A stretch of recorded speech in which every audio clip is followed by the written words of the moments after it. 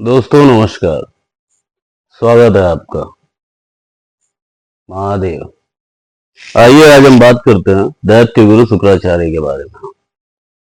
दैत्य गुरु शुक्राचार्य जो एस्ट्रोलॉजी कुंडली वगैरह देख रहे हो ना, हमारे नवग्रह में शामिल है। तो दैत्य गुरु शुक्राचार्य की कहानी इस हिसाब से है कि दैत्य गुरु शुक्राचार्य ऋषि भृगु और दिव्या के पुत्र हैं। ऋषि भृगु सप्तऋषि, सप्तऋषियों में से एक। उनके पुत्र शुक्राचार्य, बट उनका नाम अभी जन्म के समय कभी उष्णा था, अभी शुक्राचार्य नहीं हुआ था। शुक्राचार्य तो उन्होंने अपनी विद्या से हासिल किया, ठीक है। अब दैत्य गुरु को पढ़ाई लिखाई भी करनी थी, तो भाई उनके पापा ने उनको भेजा ऋषि अंग के आश्रम कि जाओ भाई पढ़ के आओ ऋषि के आश्रम में। ऋषि अंग के आश्रम पढ़ाई लिखाई स्टार्ट हुई, और ऋषि अंग भी सप्तऋषि थे, जानने वाली बात है। और कवि उष्णा शुक्राचार्य की माता हिरण्यकश्यप की बहन दिव्या प्रहलाद के भांजे थे, विष्णु भक्त प्रहलाद। पढ़ाई लिखाई स्टार्ट हुई। अब ऋषि अंग के भी एक पुत्र थे जिनका नाम था बृहस्पति, वो भी हमारे नवग्रह में, विद्वान तेजस्वी वो भी। अब दोनों लोगों की शिक्षा दीक्षा एक साथ स्टार्ट हुई,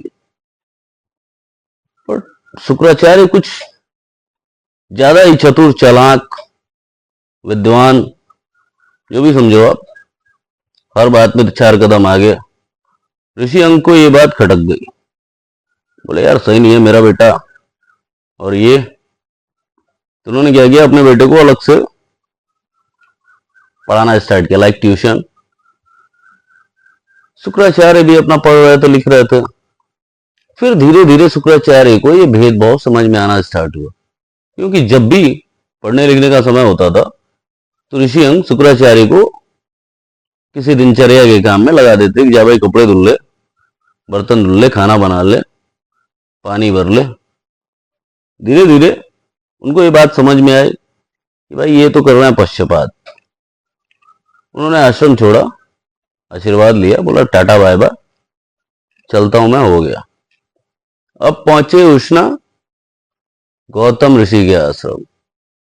गौतम ऋषि के आश्रम में उन्होंने शिक्षा दीक्षा ग्रहण किया पूरी श्रद्धा के साथ, और गौतम ऋषि ने उनको सब कुछ सिखाया। और भाइयों, गौतम ऋषि भी सप्तऋषि थे, सब कुछ सिखाया, पढ़ाया लिखाया। लेकिन भाई अपने टीचर को पता होता ना कि लौंडा कहां तक जाएगा, क्या होगा इसका।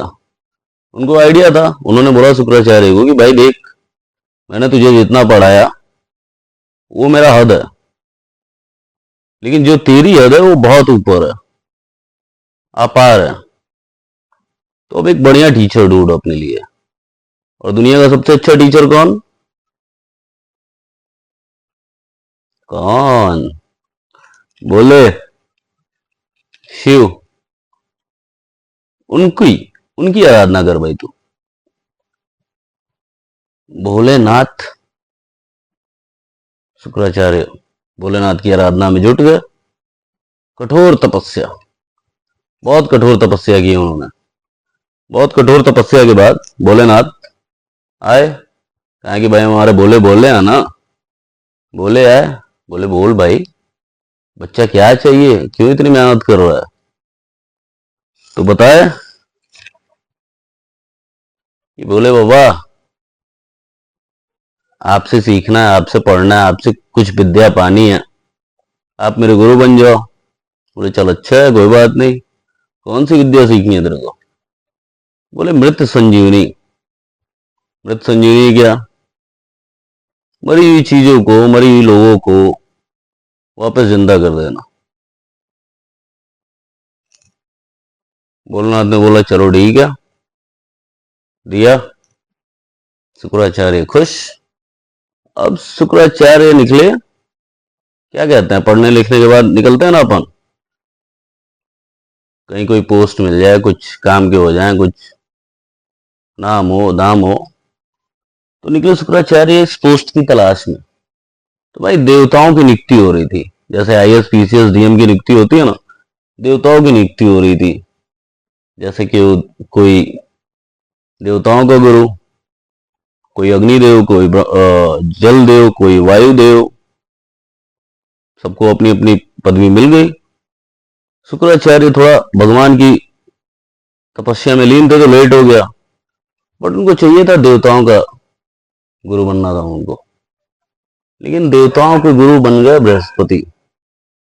इंटेलिजेंट थे और सीधे थे, सीधा सोचते थे, अच्छे थे, बन गए। भाई आप अच्छे से इस्तेमाल करो। फिर अब शुक्राचार्य को लगा कि यार मैं क्या करूं। पहुंचे भोले के पास, बोले कि यार भोले बाबा, मेरे को तो देवताओं का वो बनना है गुरु, लेकिन बृहस्पति बन गए, अब क्या करूं। तो भोलेनाथ जानते तो थे मन की बात कि भाई तेरे को चाहिए क्या, तू ये लेके करेगा क्या। तो समझ गया कि भाई देवताओं के साथ तो अन्याय होगा। अन्याय नहीं, कुछ और ही समझो। उन्होंने बनाया उनको दैत्यों का गुरु। बोले जाओ ऐश करो। अब शुक्राचार्य बन गए दैत्यों के गुरु।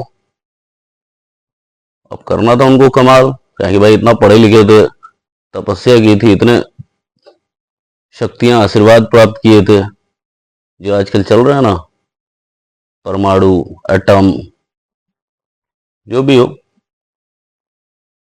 फिर छिड़ा संसार में देवासुर संग्राम। देवासुर संग्राम में देवताओं और दैत्यों के बीच भीषण युद्ध हुआ। देवता जब भी किसी असुर को मारते, शुक्राचार्य जिंदा कर देते। अभी उनका नाम कवि उष्मा है, अभी शुक्राचार्य ना समझिएगा, शुक्राचार्य बनने में भी टाइम है उनको। जिंदा कर देते थे। देवता भाई परेशान, ऐसे कैसे, ऐसे कैसे। तीनों लोकों पर असुरों का राज, पूरा आधिपत्य जमा लिया, राज ले लिया, देवता भगा दिए सारे देवता कैलाश। अब भाई छिपने की कोई जगह चाहिए ना, तो अपने हीरो तो वहीं पे हैं। पहुंचे, सब छिप गए। फिर क्या होता है ना कि सब कुछ पा जाने के बाद थोड़ी सी लालच आती है। अब वो लालच क्या थी, असुरों के बीच आई लालच की चलो कैलाश भी हड़प लेते हैं। तो भाई कैलाश हड़प लोगे, चलो दैट्स गुड, आगे बढ़ो। देवता चले कैलाश पे हमला करने। हुआ कैलाश पे हमला। अपने बोले, ध्यान लगा के बैठे थे, ध्यान में थोड़ी सी खलबली मची। तो देखा कि भाई ऐसा ऐसा सीन चल रहा है, शुक्राचार्य और उनके चेले बवाल मचा रखे, उनको कैलाश भी चाहिए। भोले ने आंख खोली, शांति से कुछ नहीं किया, थोड़ा सा अपना स्वरूप विस्तार किया, शुक्राचार्य को उठाए, पानी की तरह निकल गया। अब शुक्राचार्य पहुंच गए भोले बाबा के पेट में। बोले रहा भाई ऐस कर, बहुत चूल मची है ना तेरे को लोगों को जिंदा करके फिर से तांडव करने का, रह। फिर उनके भोले के चेलों ने असुरों की बैंड बजा दी। फिर कहानी आगे बढ़ती है। अब देखो जिद्दी स्वभाव, दी क्या कहते हैं उसको, अड़ियल। शुक्राचार्य भोलेनाथ के पेट में ही तपस्या स्टार्ट कर दी भाई ने। इतनी तपस्या, इतनी तपस्या, कठोर तपस्या। भोले ध्यान लगा के बैठे हैं, उनके पेट में कोई और ध्यान लगा के उनका बैठा है। बोले वो, बोले ये क्या है यार, गजब आदमी है, मानने को तैयार नहीं है। तो भाई 1 2 दिन 4 दिन तपस्या नहीं चली, टोटल 5000 साल, 5000 ईयर्स तपस्या चली। बोले बोले चलो कोई नहीं, लौंडा इतनी जिद कर रहा है, चलो देखते हैं क्या कह रहा है। फिर भोले ने विचार किया कि चलो अब शुक्राचार्य को पेट से बाहर करते हैं। कभी उष्मा, अभी शुक्राचार्य नहीं, अब होने वाले हैं वो। फिर भोलेनाथ ने अपने वीर्य स्पर्म के थ्रू शुक्राचार्य को बाहर निकाला। वीर्य और स्पर्म को शुक्राणु कहते हैं अपन, उससे उनका नाम पड़ा शुक्र, शुक्र से पड़ा शुक्राचार्य, और दैत्य गुरु थे दैत्य गुरु शुक्राचार्य। तो भोलेनाथ के स्पर्म से पैदा हुए शुक्राचार्य, और उनको 9 ग्रह में शामिल किया गया। अब आगे कहानी और रोचक है, जब आप जानोगे कि उनकी बेटी और बृहस्पति के पुत्र का अफेयर, फिर उनकी इस विद्या का देवताओं के लिए सीखना, और राहु वाला मैटर जो चल रहा है ना, उसमें भी इनकी एंट्री मिलेगी आपको। महाभारत में भी शुक्राचार्य दिखेंगे आपको, बताया जाएगा। और आज के हालात में अगर आपको चाहिए दैत्य गुरु शुक्राचार्य का कोई उदाहरण, तो आपके जानने के लिए एक चीज है, अभी हाल ही के दिनों में अमेरिका में कोई शहर है, वहां पे एक लैब में रिसर्च हुआ, और उनकी क्या कहते हैं उसको, उपलब्धि, उन्होंने 12,500 साल पहले एक खोई हुई प्रजाति थी, उसको वापस जीवित कर लिया, जो भी कहते हो। तो शुक्राचार्य की विद्या क्या थी? मृत संजीवनी। कलयुग किस तरफ बढ़ रहा है? दैत्य। लास्ट एपिसोड में आपने जाना होगा, राहु केतु।